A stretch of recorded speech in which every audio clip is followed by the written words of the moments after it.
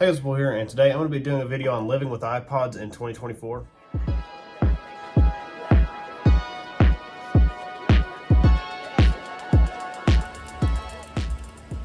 So I've been using iPods for the past year and a half, and I've really enjoyed it just because it's a lot more simple listening experience. You just press play and you just listen to music. Nobody can call you on an iPod. Nobody can text you on an iPod. So there's no distractions really, because if you pull out your phone, let me just get this random iPhone 6s shell. If you just pull out your phone, you're gonna end up seeing notifications, and then you forget that you even wanted to listen to music, and you just put your phone down. But on an iPod, you just take it off hold, basically press play, plug in your headphones, and there's no distractions, really.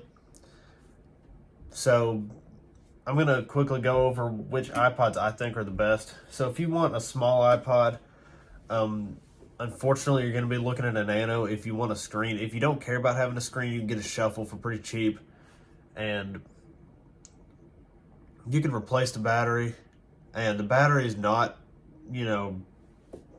super difficult to change, but you can get a Shuffle for cheap, replace the battery, and use that for years.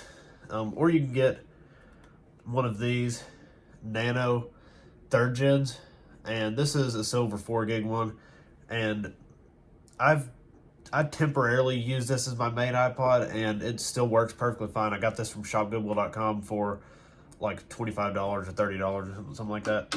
But yeah, if you want a kind of small iPod, but really just an affordable iPod that you can put a ton of music on, you can get one of these iPod minis. This is a 1st gen, but you can get with the 2nd gens, you can flash mod them and put 256 gigs in them. And if you don't know what flash modding is by now, basically you just replace the little hard drive in here with a actual SD card. Basically, you just get a compact flash to SD card adapter, and then it just plugs straight in the iPod, and then you can put up to 256 gigs in a 2nd gen mini.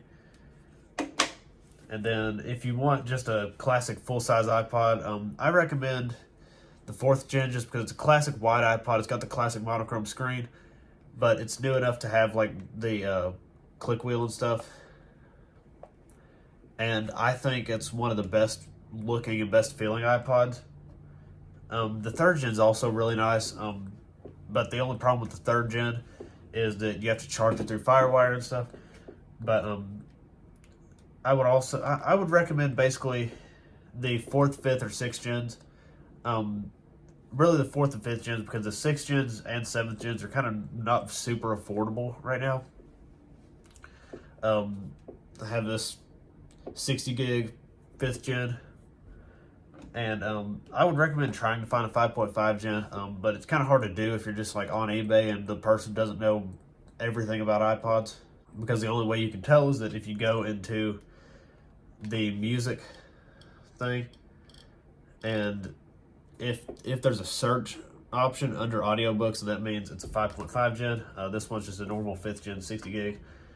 I would also, if you can get a 6th gen cheap enough, I would recommend a 6th gen. I have mine right here running Rockbox. It's custom. It has a red front and gold back. But yeah, I would recommend trying to get a 6th gen, but the only problem with the 6th gen is that they're really hard to open. So I would just recommend the 4th gen, just because it's a classic wide iPod, but it's still, relatively well built, and it's new enough to have the click wheel, which a lot of people prefer the click wheel, including me. I like how the 3rd gen controls. I really want a 3rd gen, but it's just, I don't know. I don't really like the touch buttons. They're cool, but the click wheel's a lot more quick to use. I'm sure if I had a 3rd gen, I would get used to it and it would be fine. But anyways, I guess that's basically it for this video. So I hope y'all enjoyed. If you please smash that like button, and if you're already subscribed, I'll see you next time. Bye.